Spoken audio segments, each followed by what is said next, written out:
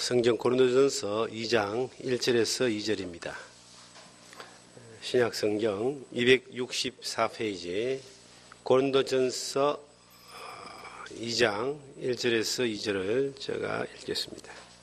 형제들아, 내가 너희에게 나아가 하나님의 정거를 전할 때에 말과 지혜의 아름다운 것으로 아니하였나니 내가 너희 중에서 예수 그리스도와 그가 십자가에 못 박힌 것 외에는 아무것도 알지 아니하기로 작정하였음이라. 아멘. 오늘은 이 고린도전서 2장 1절에서 2절의 말씀을 통해서 하나님의 증거라는 주제로 말씀 나누기를 원합니다. 누군가가 나에 대해서 증거를 한다고 생각해 봅시다. 저 사람 나쁜 사람이다 라고 누군가가 나를 잘 아는 사람이 증거를 한다면 굉장히 부끄러울 겁니다.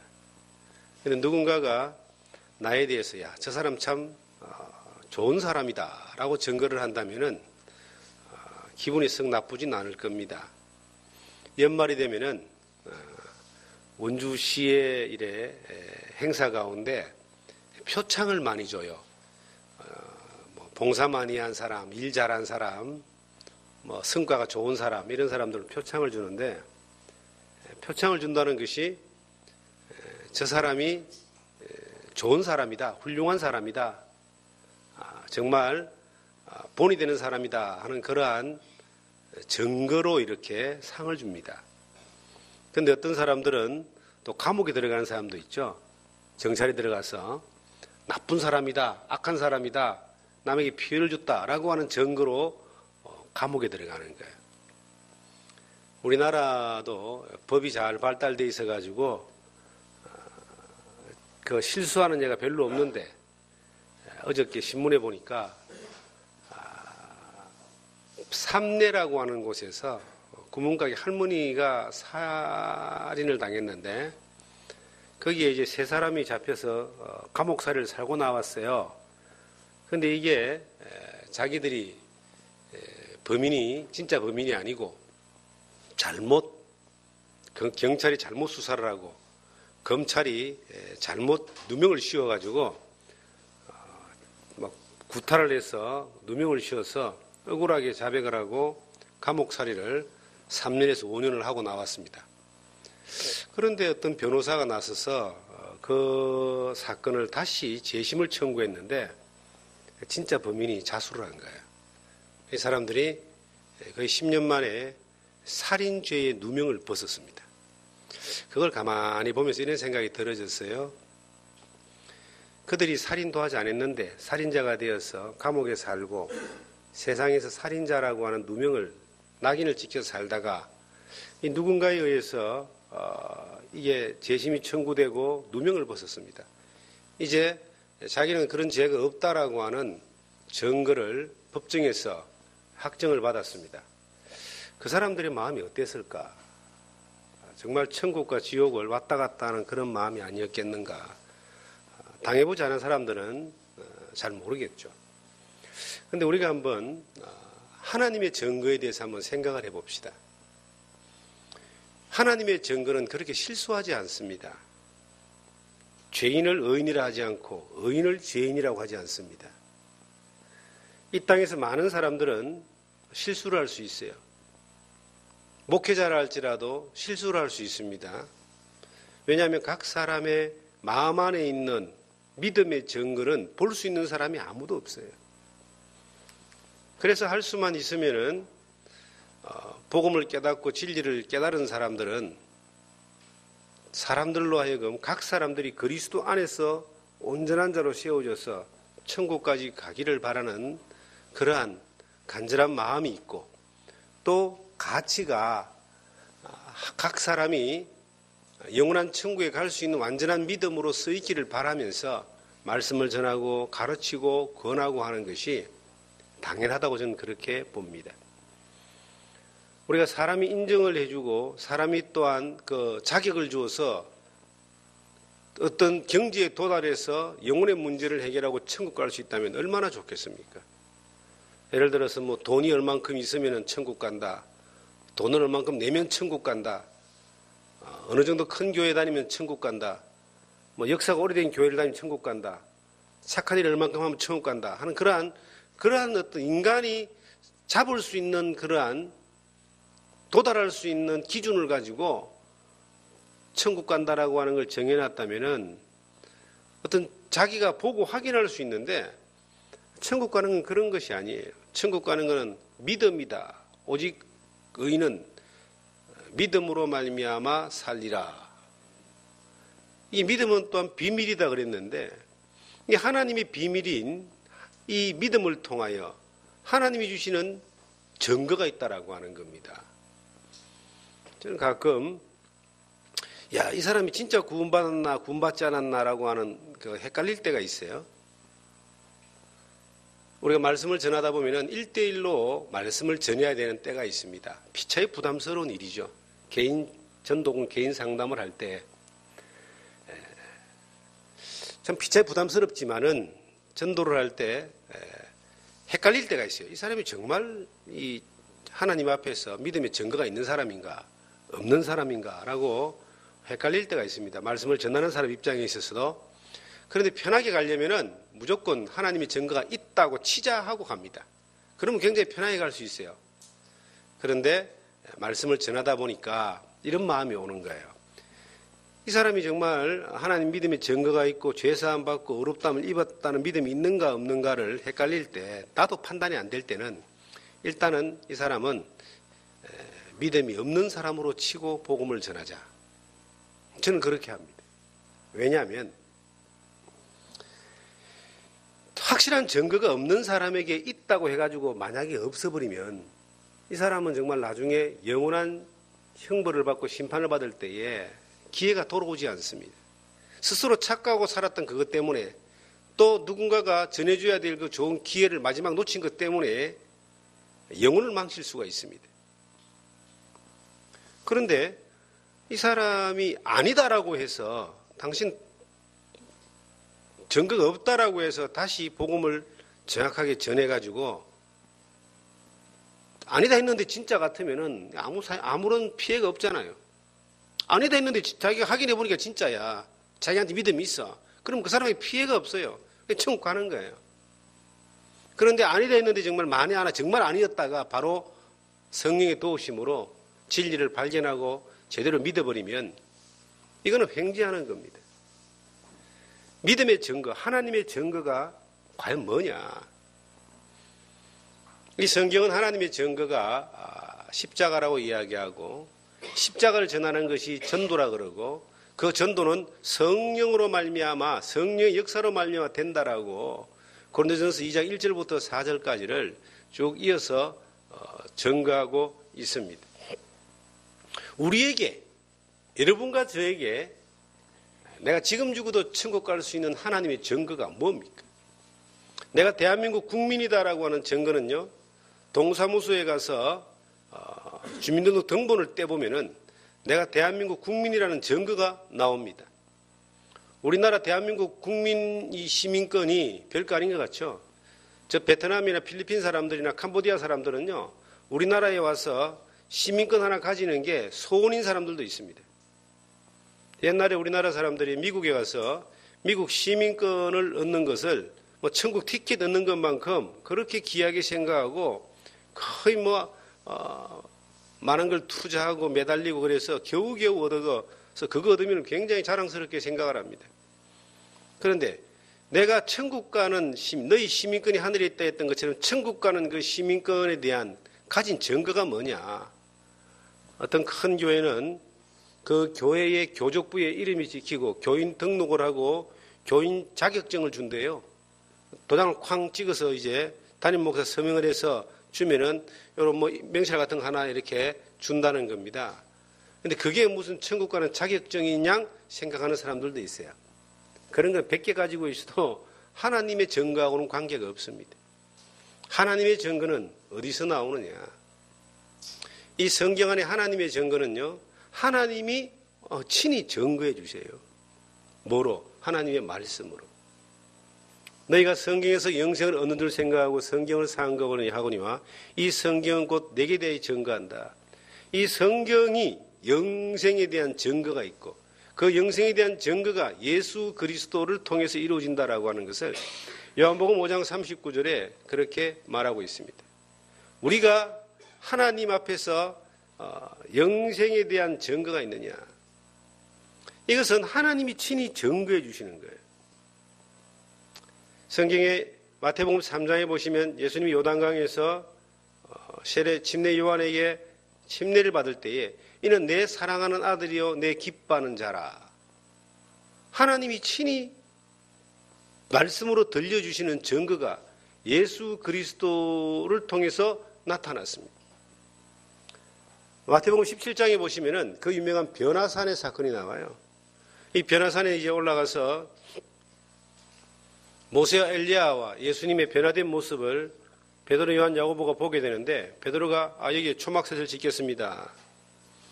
그런데 엘리야와 모세는 호련히 사라지고 예수님만 남았어요. 그런데 하늘에서 음성이 들려오는 거예요. 이는 내 사랑하는 아들이요 내 기뻐하는 자라. 너희는 그의 말을 들으라. 하늘에서 음성이 들려와서 예수 그리스도가 생명의 증거라고 증거해 주십니다. 말씀이 육신이 되어 우리 가운데 오신 분이 예수 그리스도라고 증거해 주셨습니다. 로마서 1장에 보시면 이 복음은 하나님의 증거는 하나님이 하늘의 시민권을 주는 증거는 그걸 복음이라 그러는데요. 그걸 우리가 귀로 듣는 게 복음을 복된 소리를 천국 가는 복된 소리를 듣는 것인데 그 핵심이 로마서 1장을 여기를 잡으시고 로마서 1장을 보시면 이렇게 말씀하고 있습니다. 2절에 보시면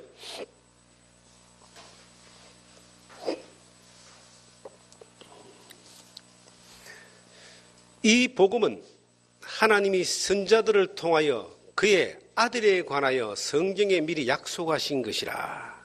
이 복음이라고 하는 것은 선지자들을 통해서 구약 성경이죠.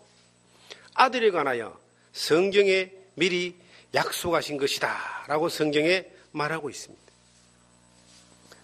지금 우리 주변에 수많은 이상한 사람들이 많이 등장을 합니다.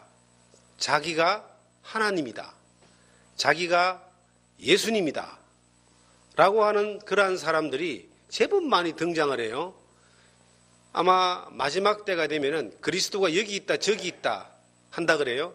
마태복음 24장에 보시면 3절 이하에 예수님이 친히 말씀하신 그 마지막 때에 대한 예언의 말씀 가운데 그리스도가 여기 있다 저기 있다. 그러니까 지가 하나님이고 지가 메시아다라고 하는 존재들이 여기저기서 막 나온다는 거죠. 그런데 이게 진짜인가 저게 진짜인가 사실은 고민할 것도 없습니다. 뭐 전부 가짜니까요. 우리나라에서 지가 예수라고 말하는 사람들은 100% 전부 다 완벽하게 가짜입니다. 사기꾼들입니다. 성경에 요한복음 10장 10절에 보시면 문으로 들어오지 아니하는 자는 절도요 강도요라는 말씀이 있어요. 이 문이라는 게 뭐예요? 하나님의 진리의 말씀을 이야기합니다. 예수님은 구약시대의 선자들을 통해서 미리 증거된 바 된 분이 그 말씀 그대로 육신을 입고 이 땅에 오신 분이에요. 문으로 들어왔다 이 말이죠. 하나님의 말씀대로 하나님의 증거대로 이 세상에 오신 분이란 뜻입니다. 그런데 이 문으로 오지 않고 이게 저그 마음대로 오는 사람들이 있어요. 이 절도요 강도인데 왜 절도요 강도라고 표현해놨냐면은 도둑놈 중에 가장 나쁜 도둑놈이 영혼을 훔치는 도둑놈입니다. 물건을 훔쳐가잖아요. 네, 그거는 뭐 다시 벌어가지고 복구할 수도 있습니다. 그런데 영혼을 훔쳐가잖아요. 영혼이 지옥 갑니다. 저는 한번 이상한 영에 빠진 사람들에게 말씀을 전하고 논쟁을 했던 그러한 적이 있습니다.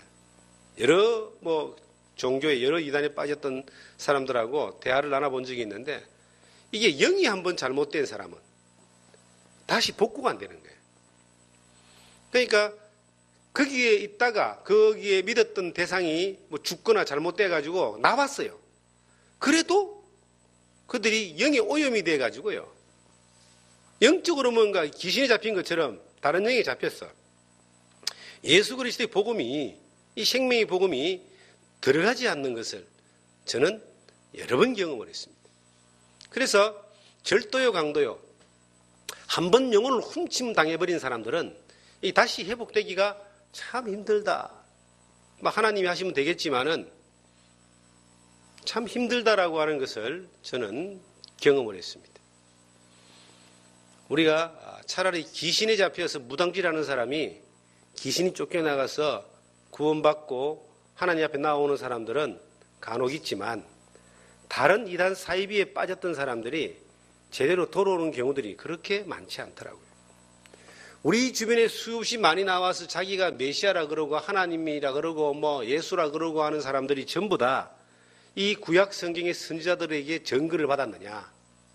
그 증거를 받은 사람은 적어도 베들레헴에서 태어나야 되고요. 증거를 받은 사람은 아브라함과 이삭과 야곱과 다윗의 혈통을 타고 나와야 되고요.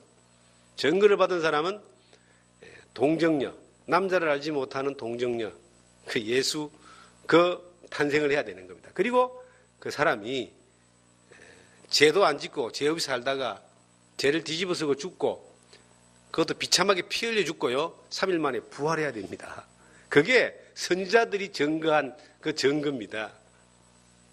그렇지 않은 사람이 내가 예수다라고 왔다라고 한다면 그래서 그들은 쉽게 말하기를 그걸 전부 다 영적으로 왔다라고 그렇게 이야기하더라고요. 전부 다 절도요, 강도요, 사기입니다. 성경을 통해서 하나님의 확실한 증거가 있는 사람들은 이것을 분별하고 볼 수가 있어요. 그런데 그 증거가 없는 사람들은 어떻게 되는가? 참 안타깝게도 하나님을 믿는다는 사람들이 하나님의 뜻이 무엇인지를 모르고 믿는 사람들이 너무나 많습니다. 나더러 주여 주여 한 자마다 천국에 다 들어갈 것이 아니고 다만 하늘에 계신 내 아버지의 뜻대로 행하는 자라야 들어가리라. 마태복음 7장 21절에 나오는 말씀인데 하나님의 뜻이 성경에 분명하게 증거되고 있고 증명되고 있습니다. 그 하나님의 뜻에 나타난 증거가 그 각자의 사람에게 각자에게 믿음의 증거가 있는 사람은 어떤 것이 와도 흔들리지 않습니다. 이것은 마치 반석 위에 집을 지은 것 같기 때문에 창수가 내리고 태풍이 치고 지진이 나도 흔들리지 않습니다. 그런데 그 하나님의 뜻이 그 가운데 없는 사람은 하나님의 증거가 그 가운데 없는 사람은 믿기는 믿는데 하나님의 증거가 없는 사람들은 늘 이게 긴가 민가 싶어서 흔들리는 겁니다. 믿음이라고 하는 것은요, 그 사람의 행위가 믿음의 핵심은 아닙니다. 바른 믿음을 가졌지만은 행동이 잘못되거나 행위가 바르지 못하거나 자주 넘어지거나 실패하는 사람들이 있어요. 그러나 바른 믿음을 가지고 있지 않지만은 사람들이 볼 때 도덕적이고 윤리적이고 굉장히 신선하고 굉장히 종교적인 사람들도 많이 있습니다. 그 행위가 그들의 하나님의 증거에 대한 핵심은 아니라고 하는 겁니다. 그것이 그 믿음의 열매가 될 수는 있을 수 있습니다. 그러나 그것이 증거가 될 수는 없는 거예요. 예수 믿는 사람들이, 확실한 믿음을 가진 사람들이 행위가 조금 부족해서 남들보다 조금 떨어지는 사람들도 있을 수 있어요. 우리가 예수를 믿었다고 해서 완벽한 사람이 있습니까? 바울도 완벽하지 못했고 예수님 외에는 완벽한 사람이 없어요. 그래서 날마다 죽는다고 표현했습니다. 우리가 의인된 건 확실합니다. 예수를 믿고 확실한 증거가 있는 사람들은 믿음으로 말미암아 어렵담을 입었다. 그런데 어렵담을 입었지만 완벽한 사람은 있느냐? 행위가 완벽한 사람이 있느냐? 없습니다. 그럼 어떤 사람이 있는가? 어렵담을 입었지만 가끔 넘어지는 의인이 있는 거예요. 가끔 넘어지는 의인. 그 다음에 또요. 자주 넘어지는 의인이 있습니다. 이 땅에 살면서 그렇게 자주 넘어지니까 하나님 앞에 회개가 필요한 거예요. 회복을 위한 회개가 필요한 거예요. 자주 넘어지니까. 그래서 예수님이 이미 목욕한 자에게는 발밖에 씻길 것이 없다. 이미 어렵담을 입었지만 이 발은 세상에 살다 보면 늘 먼지가 들어오고 찌꺼기가 들어오니까 씻으라 자꾸. 네가 스스로 못 씻으면은 씻어줘라. 씻는 게 뭐예요? 깨끗함을 입는 거죠. 깨끗하는 거죠. 이걸 다른 말로 하면 거룩이라는 거예요. 우리가 거룩함을 입은 사람들이 거룩을 유지해 나가는 이것이 발을 씻는 겁니다. 그래서 거룩함을 이루는 것을 이걸 또 다른 좀 이 성경적인 단어로 말하면 경건이라 그런 겁니다. 경건은 어떻게 유지가 되느냐? 경건함을 입은 사람들은 경건을 유지해야 돼요. 그래서 경건을 연단하라, 훈련하라 그렇게 말합니다. 경건을 유지하기 위해서 묻었던 발에 이 때를, 먼지를 늘 씻기 위해서 뭐가 필요하냐? 경건을 유지하기 위해 첫째가 예배입니다. 발을 서로 씻겨주는 거예요. 이게 예배입니다. 내가 너희 발을 씻긴 같이 너희도 씻겨줘라. 예배가 내 마음 안에 이 그리스도인들의 이 예배가 하나님 앞에 드려지는 예배가 중요시 여기지 아니하고 소중히 여기지 않고 예배가 소홀해지면 이미 때가 많이 묻었다 그래 보면 됩니다. 예배가요 나를 계속 씻겨주는 거예요. 말씀을 통해서 또 이 하나님의 은혜를 통해서 이게 계속 씻겨지는 겁니다. 일주일 내에 우리가 세상에서 발을 디디고 때를 묻고 살 때요 자꾸 넘어져요. 그래서 가끔 넘어지는 사람이 있고 자꾸 넘어지는 사람이 있어요. 오직 나의 의인은 7번 넘어졌다가 다시 일어난다. 넘어지지만 일밖에 세워주는 힘이 있는데 그게 예수 그리스도의 은혜거든요. 십자가의 능력이거든요. 넘어지지만 내가 항상 하나님을 향하여 믿음의 증거가 있기 때문에 계속 일어서려고 하고 일어서지는 겁니다. 그런데 자꾸 넘어지는 것보다는 가끔 넘어지는 것이 이게 이제 훨씬 더 신앙이 성숙한 것인데 예배 가운데 있을 때에 넘어짐이 그만큼 적어지고 예배 가운데 있을 때에 내가 묻었던 때가 씻겨지고 잘못된 생각들이 이게 깨어지고 잘못된 그 삶의 방식들이 바뀌어져 나가는 것을 경험하는 겁니다. 두 번째가 이제 성경에 이 경건이라고 하는 것은 고아와 가부를 돌아본다라고 야고보서의 1장 마지막 절에 나와 있습니다. 내가 하나님을 믿는 사람은요 이웃을 사랑하는 마음이 생기게 되어 있습니다. 실천적인 삶을 통해서 고아와 가부를 돌아보고 그리고 구제하고 하는 것들이 이게 긍휼히 여기는 마음을 가지는 것들이 들어오게 되어 있습니다. 예수 그리스도의 사랑이 많이 들어오는 사람일수록 내 것을 많이 채우려고 하는 것보다 내게 있는 것들을 나눠주고 내게 있는 것들을 통해서 다른 사람을 섬기려고 하는 마음이 생기는 거예요. 그리고 내가 수고스럽지만 다른 사람, 잃어진 영혼들에게 복음을 전하고자 하는 마음을 가지고 이것을 위하여 헌신하고 투자하고 던지는 것들을 아까워하지 않는 마음을 가지게 됩니다. 이게 이제 경건 거룩이에요. 그 다음에 세 번째가 디모데전서 4장 5절에 나오는 말씀이죠. 말씀과 기도로 2장 4절인가? 말씀과 기도로 거룩하여진다. 늘 기도하는 겁니다. 하나님 앞에. 늘 말씀을 묵상하는 겁니다. 이것이 우리 가운데서 이제 되어져 나가는 이것을 신앙의 삶, 하나님의 증거를 받은 사람의 삶의 방향이다. 이렇게 성경은 우리에게 말하고 있습니다. 우리 사랑하는 우리 성도 여러분. 내 삶 가운데서 하나님의 증거가 하나님이 친히 진리의 말씀을 통해서 나에게 그 뜻을 쫓아 말씀해 주신 것이 내 안에 있는가? 요한복음 6장 40절에 내 아버지의 뜻은 아들을 보고 믿는 자마다 영생을 얻는 이것이니 내가 마지막 날에 너희를 다시 살리리라. 그 하나님의 뜻이 아들을 보고 믿어진 예수 그리스도, 하나님의 증거인 예수 그리스도를 통하여 그가 나를 위해서 하신 일이 믿어진 믿음의 증거가 있는가? 이 증거는 이것이니 너희 안에 계신 그리스도다라는 말씀이 있습니다. 요한일서에 보시면 그 그리스도가 나를 위해서 십자가 위에 사신 그 증거가 확실하게 딱 밝혀 드러나 있다면, 믿어져 있다면 우리가 살아가는 삶 가운데서 하나님의 증거가 있는 사람들은요 어떤 상황이 벌어져도 하나님 앞에서 관계적인 문제에 대해서 흔들림이 없습니다. 그런데 하나님에 대한 증거가 없는 사람들은 어떤 상황에 대해서도 늘 찝찝하고 늘 의심스럽고 늘 불안하고 늘 마음이 흔들흔들흔들 겁니다. 여러분과 저에게 어떤 하나님의 증거가 있는가?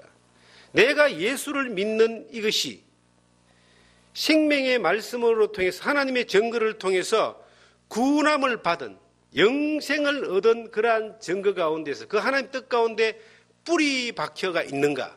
이것을 반석 위에 집을 지은 것과 같다 그랬습니다. 그 터가 그리스도다라고 고린도전서 3장은 말씀하고 있고, 모리 위의 집과 반석 위에 지은 집은 뭐가 차이 나느냐? 하나님의 말씀을 듣고 행하는 자가 그 반석 위에 지은 집이고, 하나님의 말씀을 듣기는 들었는데 행하지 않는, 듣기는 들었는데 자기의 믿음과 관계없는, 자기 안에 심기지 않는 그 믿음은 모래 위에 지은 집과 같아서 바람만 불고 태풍만 치면 늘 불안해하고 또 허물어지고 흔적 없이 사라져버리는 그러한 경우들이 있습니다. 저는 요즘 우리 주변에 수없이 많은 이상한 집단들이 날뛰는 것을 보면서 한편으로 이런 생각을 해봅니다.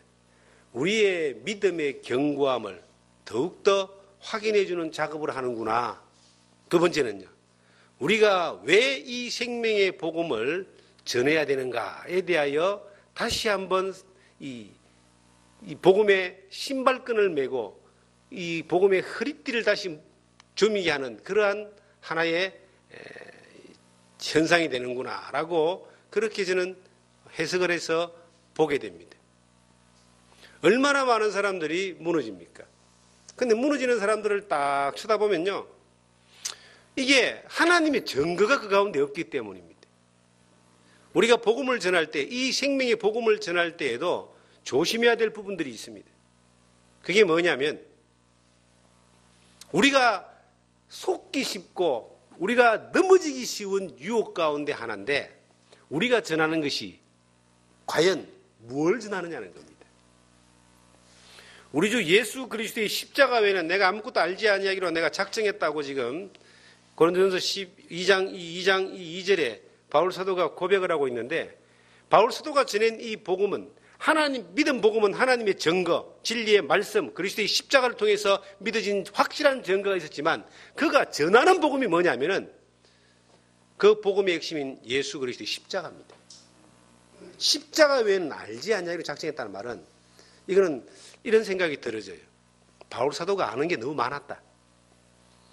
바울 사도는요, 이게 태생적으로 유대인이고 베냐민 집하고요, 태생적으로 그가 가말리엘이라고 하는 그러한 유대 최고의 그 교사 밑에서 최고의 문화에서 배웠습니다.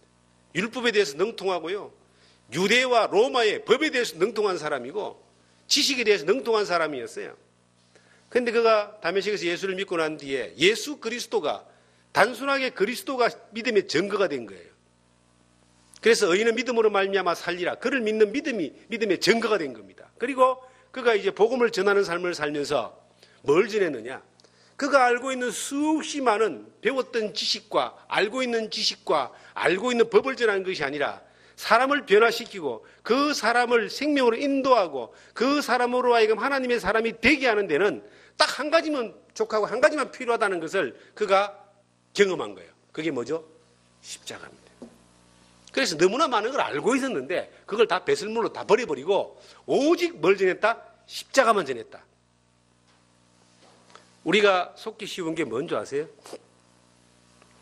우리가 지금 이 교회 사업을 하고 종교 사업을 하기 위해서 교회를 이렇게 교회로 모이는 것이 아닙니다. 사업이라는 개념은요, 번창해야 되고 번영해야 되고 많은 사람이 와야 되고 많은 부가 축적돼야 되고 이득이 남겨져야 됩니다. 그러기 위해서는 온갖 방법을 다 씁니다. 사람을 오게 하기 위해서, 교회에 사람을 오게 하기 위해서 하는 것을 똑같은 걸 천주교에서도 하고 불교에서도 하고 지금 저기 수많은 이상한 집단들에서도 다 합니다. 어떤 교회는 사람이 한 사람 오면요, 올 때마다 10,000원씩 준대요. 수원에 그런 교회가 있어요. 그러니까 사람들이 굉장히 많이 온대요. 10,000원씩 받으러. 특히 노숙 가는 사람들이 엄청 많이 온대요. 그 사람들이 와서 이제 돈 10,000원 받고 30분 설교 듣고 가는 거예요. 근데 그들이 왜 올까요? 물론 전하는 말씀은 하나님 말씀을 전하겠지만 교회에 오면 10,000원 준다더라. 그게 복음이야, 그 사람들한테는. 그리고 은혜 받았다고 가는 거예요. 그 다음 주 또 오는 겁니다. 교회가 사람들을 오게 하기 위해서 여러 가지 방법을 쓴다고 하지만 그 오게 하는 핵심의 목적이 뭐냐? 어떤 교회는 연예인들이 와서 뭘 한다 그러면요, 박이 터집니다. 유명한 세상에 유명한 사람이 와서 강연한다 그러면요, 줄을 섭니다. 옛날에 이제 한 10년 전에 총동원주의라는 그런 게 있었어요. 그런 데는요, 막 경품을 거는데 자동차까지 걸어요.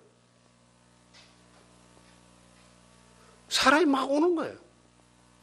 그 온 사람을 교인을 만드는 겁니다. 그들로 하여금 이제 교회 나오게 하는 거죠. 그런데 대부분 핵심이 뭐냐면 예수를 믿으면 하나님이 모든 문제를 해결해 주시고 복을 주십니다. 부자 되고 병 낫고 기도를 응답하고 사업이 잘 되고, 그게 믿음의 증거인가? 어떤 사람은 간혹 자기가 하나님 믿은 증거에 대해서 이야기를 할 때 병 나은 것을 굉장히 많이 이야기합니다. 마음에 걸렸는데 기도원 가서 기도받고 암 나았다. 어떤 사람은 자기가 기도했는데 환상이 보였다. 방언이 터졌다. 어떤 사람은 목사 앞에 가서 섰는데 목사가 손 한번 싹 지나가니까 확 넘어지더라. 그게 성령의 증거다. 한 10년 전에는요, 기도했는데 이 아말감으로 만드는 이빨이 금리빨로 바뀌었다. 이게 실제적으로 있었던 일이에요, 이게. 그게 믿음의 증거입니까, 여러분? 그 이빨 전부 다 금덩어리로 다 해봐야 돈 한 1억 합니까? 몇 천만 합니까? 그게 믿음의 증거예요, 그게? 우리도 그렇게 쏘을 수 있는 겁니다. 우리가 전도할 때에, 야, 교회 오면 하나님이 네 사업 잘 되게 해준다더라. 그럼 사업 안 되면요? 하나님 없는 거예요? 내가 어떤 사람이 농사를 지었는데 그 농부에게 누군가 전도를 했습니다. 아, 교회를 오면은 하나님이 농사도 잘 짓게 해준다더라. 당시 소 키우지. 교회를 오면은 소도 안 죽고 잘 큰다더라. 그래서 소 더 잘 키우기 위해서 교회 갔는데 그에 그냥 송아지 낳았다가 소가 죽어본대. 내가 다시는 하나님 안 믿는다고 안 가는 거예요. 그게 믿음의 증거입니까? 믿음의 증거는요, 십자가 외에는 없습니다. 우리가 사람들에게 전도를 할 때에 예수 그리스도의 십자가의 능력으로 죄사함받고 구원받는 영생의 증거가 우리가 전도하는 믿음의 핵심이고 믿음의 증거가 돼야 되는 거예요. 그거 외에 다른 것들요, 사람을 변화시키지 않습니다. 돈 보고 오는 사람은요, 돈 떨어지면 떠나갑니다. 이적 보고 기적 보고 오는 사람들요, 이적 안 보이면 떠나갑니다. 잘 되는 거 바라보고 오는 사람 잘못되면은 떠나갑니다. 왜? 아무런 증거가 없으니까. 우리가 전하는 복음은 그게 아니에요. 자, 예수를 믿고 구원받고 하나님의 자녀가 되면 뭘 받을 수 있습니까? 하나님의 인도를 받을 수 있습니다. 그건 확실한 거예요. 하나님의 인도를 받지만 그거는 정말로 이 땅에서 누릴 수 있는 최고의 경쟁력인데, 곧 하나님이 그 사람을 잘 되게 할지 안 되게 할지는 하나님의 권한이에요. 잘 돼서 망하는 사람도 많거든요.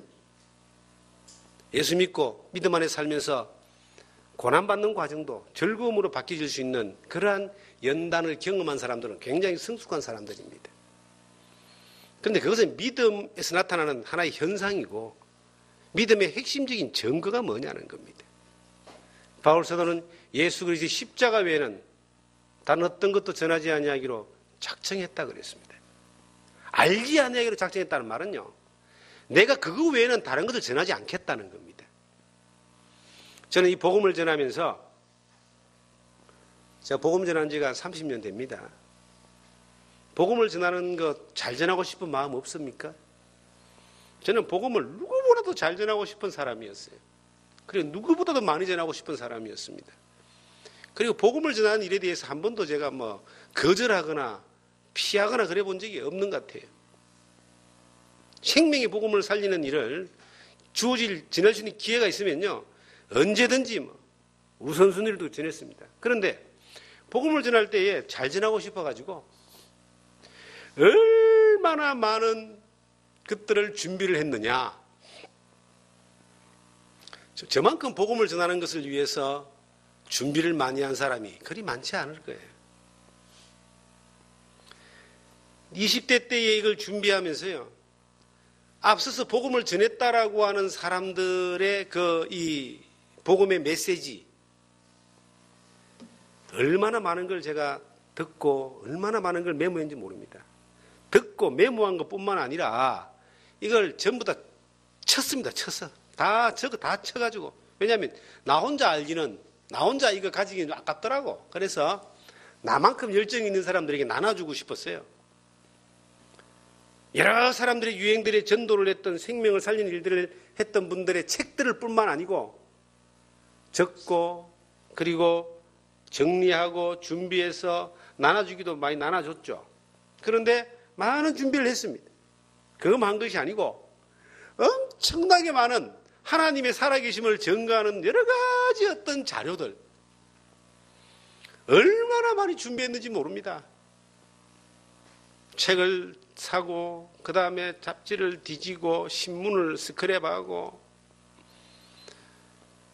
정말 그것만, 준비하기 위해만 구입하고 준비한 자료만 해도 니아과로 한 니아과 이상 될 정도로 많은 것들을 했습니다.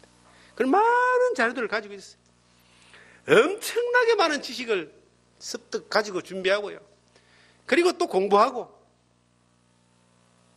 그래가지고 이제 전도를 한다고, 그 열정과 믿음을 가지고 전도를 하는데, 이걸 이제 사람의 말과 그 사람을 설득하고, 그 사람과의 어떤 이 전도 가운데서, 논쟁 가운데 모든 질문을 다 풀어주고, 다 해주고, 그리고 이걸 막 전하는 거예요. 한 사람한테 복음을 전한다 하면은 보통 일주일씩, 길게는 열흘까지 그렇게 막 전했습니다. 왜냐하면 성경 알고 있는 거 다 전해줘야 되니까. 복음의 핵심은 정말로 이게 딱 정리가 간략하게 잘 돼가 있는데, 알고 있는 말과 설득과 지혜로 그렇게 하려고, 그것이 잘하는 건 줄 알고 십몇 년 동안 그렇게 했습니다. 물론 그래도 복음은 전해졌습니다. 그런데 어느 날 이 고린도전서 이 말씀을 딱 보는 순간 굉장한 고민이 들어간 거예요. 예수님은 어떻게 전도했는가?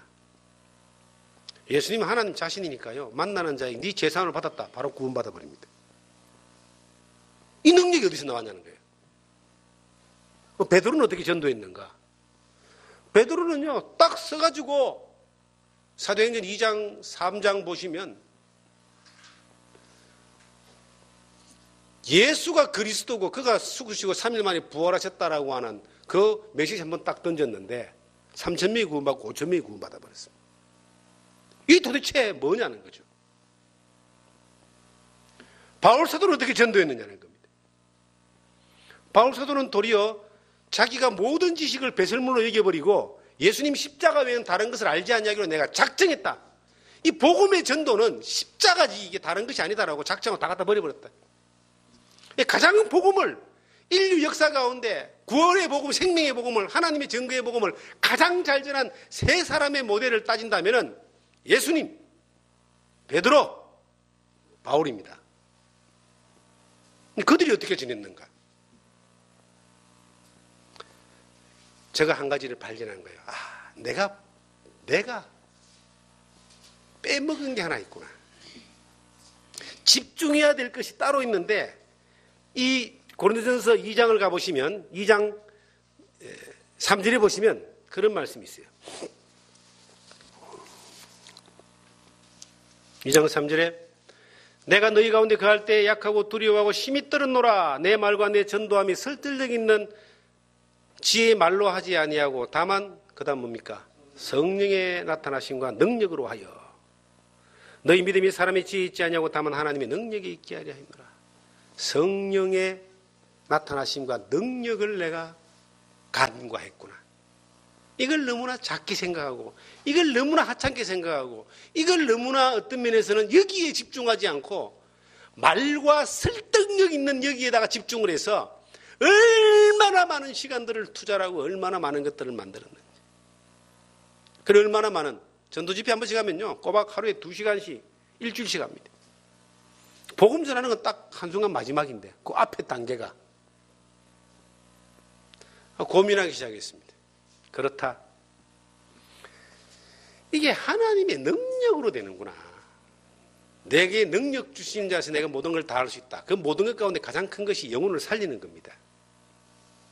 성경의 시편을 한번 가보겠습니다. 시편 29편을 한번 가보시면, 이걸 잡으시고 시편 29편입니다.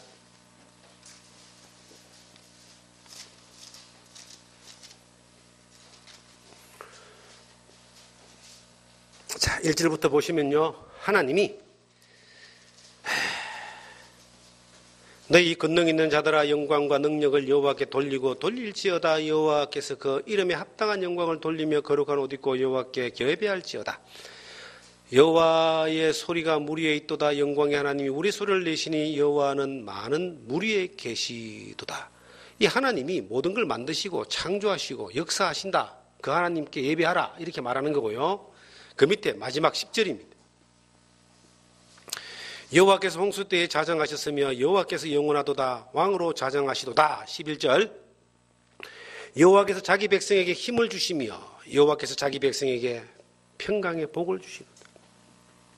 여기서 여호와께서 자기 백성에게 힘을 준다는 말은 뭐냐면, 천지를 지으신 그 하나님의 힘을 누구한테 주신다? 자기 백성에게 준다는 겁니다. 하나님 자기의 능력을 자기 백성에게 준다는 겁니다. 그럼 하나님이 자기의 능력을 이 땅에 와서 행하신 분이 누구냐면 예수님이죠. 예수님이 하나님의 능력을 행하신 거예요. 하나님이시니까. 네 죄사함을 받았다. 하나님만 할 수 있는 일을 하신 거예요. 그 똑같은 능력을 누가 받았느냐? 베드로가 받은 거예요. 예수님이 믿는 자에게 능치 못한 일이 없다 그랬죠. 그 능력을 베드로가 받은 거예요. 사도행전 3장에 보면 유명한 사건이 있습니다. 베드로가 기도 시간에 이제 성전에 올라갔습니다. 이스라엘 민족은 하나님 앞에 하루에 3번씩 기도를 했습니다. 3시, 6시, 9시. 우리나라 시간으로 오전 9시, 12시, 오후 3시. 근데 베드로가 이제 기도 시간에 성전에 올라가는데, 성전 밖에 미문 앞에 이제 날 때부터 안전병이 된 사람이 구걸을 하고 있었습니다. 그런데 이 경건한 사람들은요, 가난한 사람을 보면 꼭 그 자기 돈을 주는, 즉 그 구제를 하는 겁니다. 그 성경에 가르친 그 구제의 방식이니까, 삶의 방식이니까. 그런데 돈을 주려고 했는데 베드로가 마침 돈이 없었나 같아요. 정말 돈이 없었는 것 같아요. 베드로가 딱 그 안전병을 보고 말하기를, 야, 금과 은은 내게 없지만 내게 있는 것으로 네게 주노니 나사렛 예수의 이름으로 일어나 걸어라. 손잡고 딱 이렇게 세우니까 일어나 걸어버렸어요. 하나님의 능력이 누구한테 임했다? 베드로에게. 하나님이 능력을, 힘을 주신다 그랬어요. 그래서 바울도 내게 능력 주시는 자에서 내가 모든 걸 다 할 수 있다. 뭘 다 했다? 영혼을 살리는 것은 누가 한다? 성령이 하시는 거예요. 하나님이 하시는 거예요. 그 하나님의 능력이 바울에도 임한 거고, 그 능력이 오늘 여러분과 저에게도 임할 줄 믿습니다. 어느 날 저는 이게 믿어진 거예요. 아, 내게 없었던 것이, 내가 성령을 안 믿은 것이 아니고 삼일체 하나님을 안 믿은 것이 아닌데, 성령의 도움을 안 구한 건 아닌데 성령님만이 하실 수 있다는 걸 내가 안 믿었구나. 복음을 전하는 건 누가 전합니까? 우리는 통로에 불과한 거예요. 복음을 전하는 것은 오직 하나님이 하신 하나님의 일입니다. 그리고 하나님이 성령의 능력으로 하시는 거예요. 저는 그때부터 이 복음을 전하기 위해서 말씀을 전하는 데에 이제 내가 가지고 있는 지식, 말의 능력, 자료 확 줄이기 시작했습니다. 물론 아직도 뭐 다 못 줄였습니다. 예수님처럼 네 재산을 받았다, 이런 능력은 내한테 없으니까. 베드로처럼 뭐 딱 한 번 설교했는데 3,000명, 5,000명 구원받는 바울처럼, 응? 주 예수를 믿어라. 그러면 너와 네 집이 구원을 얻으리라니까 그 빌립보 간수가 다 구원받아버리고. 그런 능력이 아직까지는 저는 뭐 하나님이 그렇게까지는 서지는 않으신다고 봐요.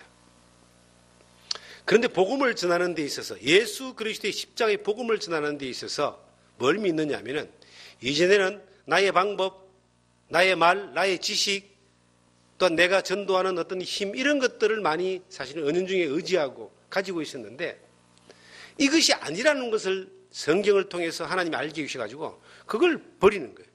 배설물처럼 다 버려버리는 거예요. 어떤 면에서는 더 많이 버려야 돼요.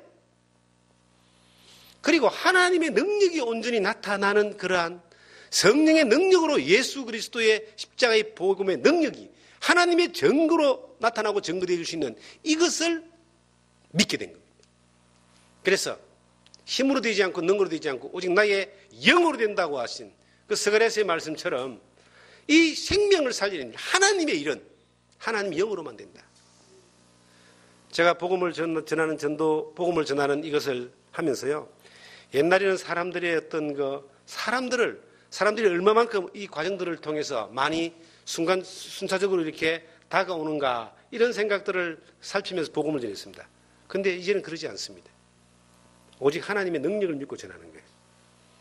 제가 10년 전에 하루에, 우리가 복음을 전할 때 하루에 3타임 2시간씩 하다가 지금 또 1시간 반으로 이렇게 또 줄였습니다. 하루 만에 이렇게 해서 복음을 전한다라고 하는 거 10년 전에 저는 생각을 못 했던 내용입니다. 그럴 수 없다고 생각했어요. 왜? 하나님의 능력을 그만큼 내가 안 믿었기 때문이에요. 그런데 지금은 10년 전보다 더 복음이 확실하게 잘 전해지거든요. 왜 그럴까요? 하나님의 능력을 믿기 때문입니다. 하나님의 능력. 내 전도함이 내 말에 있지 않고, 설득력 있는 이 말에 있지 않고 오직 하나님의 능력, 성령에 있게 하려 함을 알게 한다. 예수님이 하셨던 생명을 살렸던 능력이, 베드로를 통해서 역사했던 성령의 능력이, 바울을 통해서 역사했던 성령의 능력이 저를 통해서 역사하는 걸 믿는 겁니다. 여러분들을 통해서 역사하는 걸 믿는 겁니다. 여러분들이 그 믿음을 가지고 이 세상에 나가서 만나지는 사람들에게 하나님의 증거를 전해보세요. 전해지는지 안 전해지는지. 내게, 금과 은은 내게 없지만 내가 너를 도와줄 수 있는 것은 없지만, 내가 지식이 없고 설득력이 없고 말도 잘 못하지만 나사렛 예수의 이름이, 그 능력이 나를 통해서 전달되어지면 그 사람은 구원받는 겁니다. 하나님의 능력이 나타나는 겁니다. 그런 사람들이 전도자가 돼야 되는 거예요. 많은 것을 갖추고 있으면 잘 될 것 같죠. 아무리 많은 걸 갖춰놔도 전쟁터에 못 나가는 사람이 있습니다. 오늘 우리가 예서가 노래 부를 때 삐죽삐죽거리는 거 봤죠, 그죠? 어저께 연습할 때 얼마나 잘했는지 몰라요. 저것만보다 더 잘하더라고. 그런데 뭘 못했기 때문에, 사람들 앞에 서니까 부끄럽잖아요. 경험이 없으니까. 아무리 많은 걸 준비해도 실전으로 설 때에 내가 설 수 있는 그러한 담대함과 그 배짱과 그 힘이 없잖아. 우리가 복음을 전하고 신앙생활 말씀을 전도 마찬가지예요. 아무리 많은 걸 준비해 놓으면 뭐합니까? 쓰임받지 못하는데, 하나님이 안 쓰는데, 하나님이 안 써지는데, 많은 것들에 대해서 수많은 지식과 수많은 이 언명과 수많은 내용들을 다 이야기한다 할지라도 거기에 예수 그리스도의 생명의 복음, 하나님의 증거가 나타나지 않는다면 뭔 소용이 있어요? 아무것도 아니에요. 그거는 소용없는 거예요.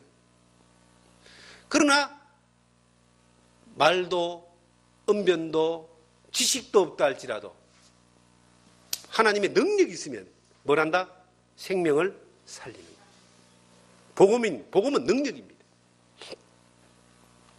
제가 요즘 여러분도 말씀 듣기 좀 불편하시죠? 제가 이게 호흡기가 안 좋아가지고 이게 환절기가 되면은 굉장히 힘듭니다. 그런데 지금 나이가 50대 중반을 넘어가니까 기능이 더 떨어지는 것 같아요. 그래서 조금 심각함을 느껴서 이걸 잘 나설 수 있는 병원을 탁 물어보고 찾고 하다가 서울에 가서 이제 서울에 잘하는데 이것만 전문으로 하는 곳을 이제 찾았어요. 그래서 지난달에 병원에 가서 진단도 받고 처방도 받고 약도 이제 받아왔는데 약값도 굉장히 비싸더라고요. 그래서 약을 내가 처방받아오면서 내가 낫는다고 하니까 약을 처방받고 사가 오지만 만약에 이거 안 났으면 내가 가만두지 않습니다. 너무 비싼 거예요. 근데 이제 한 20일 정도 치료하는데요. 내가 느낄 때에 좋아요. 이 말은 뭡니까? 약이 능력이 나타나서 나를 고치고 있다는 거죠. 그죠? 뭔가 좋다고 생각을 먹었는데 능력이 안 나타나면요. 이거 손해보는 거잖아. 그러면 복음은 뭘까요? 복음이 말뿐이면 이건 아무것도 아니에요. 복음은 뭐라고? 능력입니다. 능력이란 말은 변화가 나타나는 거죠. 사람을 설득해서 이해를 시켜가지고 그 사람을 이제 붙들었어요. 그런데 그 안에 복음이 안 들어가면은 그 복음이 그 사람을 변화시키지 못하면 이 사람은 조금 바뀌는 척 하다가 원래대로 돌아갑니다. 성경에 그런 말이 있어요. 집을 잘 청소해놓으니까 7 귀신이 들어온다고. 청소는 했는데 뭐가 안 들어와 있으면요. 집주인이 안 들어와 있으면 귀신이 지금 7개가 더 들어온다니까. 복음이란 말은 내 안에 예수의 영이 들어오는 겁니다. 이 복음은 능력이에요. 그 사람을 바꿔놓습니다. 변화시키는 거예요. 저는 이 복음을 전하면서 그 능력을 믿어야 된다. 그 능력을 전해야 된다. 복음이 나를 변화시킨 것처럼 우리가 복음을 전할 때도 성령의 능력이 절대적인 능력으로 믿고 전해야 됩니다. 그래서 그렇게 전하기를 원합니다. 물론 복음의 내용이 정확해야 되죠. 복음의 내용은 요즘 복음의 내용이 딱 이게 쫙 잡혔어요. 물론 계속 20년 30년 전에도 복음인데 이제 이게 뭐라고 할까요? 이게 좀 성령의 능력을 통해서 전해져 나가는 그러한 핵심적으로 전하는 것들을 조금 이렇게 계속 전하다 보니까 하나님이 잡아주시는 것 같아요. 저는 특이하게도 저희가 복음을 전할 때에 저희가 말씀을 듣고 우리 교회에 와서 말씀을 듣는 사람들은 80% 이상이 불신자들입니다. 하나님을 안 믿는 사람, 교회를 안 다녀본 사람, 하나님을 모르는 사람, 그런 사람이 80%고요. 나머지 이제 20% 정도는 교회를 다녔다가 말았거나 아니면 교회를 또 다니는 분 가운데 한두 분 정도 그분들은 왔다가 말씀을 듣고 또 자기들 교회로 가고 그렇게 하죠. 그런데 우리가 복음을 전하는 대상은 철저하게 하나님을 알지 못하는 불신자들입니다. 그런데 그들을 변화시킬 수 있는 능력은 뭐냐? 저는 성령밖에 없고 십자가밖에 없다고 믿어요. 성경 다 알아서 하나님 믿는 거 아닙니다. 성경 다 아는 사람도 없어요. 살아계신 하나님.